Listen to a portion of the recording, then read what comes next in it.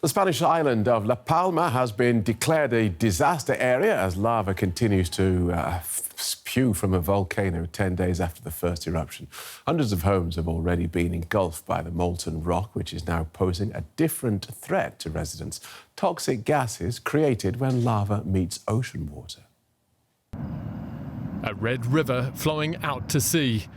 The lava pouring out of the volcano finally reached the ocean late on Tuesday night. It took the molten rock 10 days to travel the 6.5 kilometres to the Atlantic Ocean waterline. It destroyed hundreds of houses as it went and forced the evacuation of thousands of people. And while officials say the volcano does not currently pose an imminent threat to the public, the emergency is far from over. I want to emphasize that although we seem to have the lava channeled right now, I want to underline that the eruption is not stabilized. There is a dynamic that is beyond our control, and therefore we will continue to monitor, taking measures linked to this process.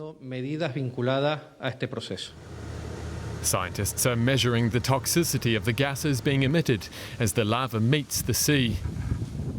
The government has promised emergency aid and compensation to locals whose properties were destroyed.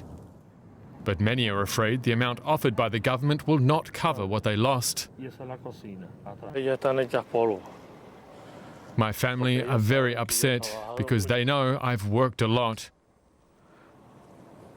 And now they see me so defeated.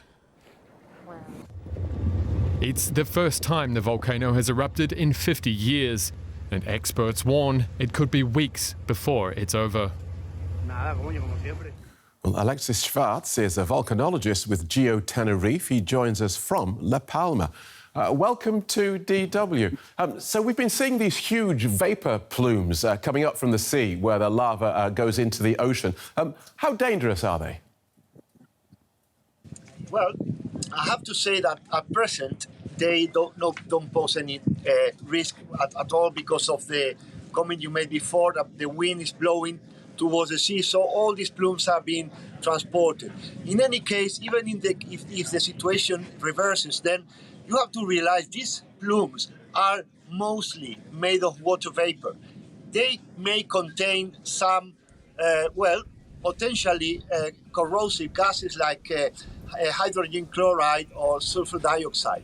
In any case, the concentration in these plumes are not very high, only in a very extreme conditions where you may find a huge concentration of these plumes locally may pose some risk to the population. In any case, the measures of keeping the population indoors with the windows and doors shut has proven to be very useful because not of these toxic gases of magmatic origin, but because of the fires the lava flows have produced in the burning the plastic cover to the banana plantations. At present, the situation is much better than yesterday because the lava flow keeps flowing along a channel, so It's not affecting any new property. But at any time, this may change, so I advise the population to remain well indoors and follow what the authorities are advising.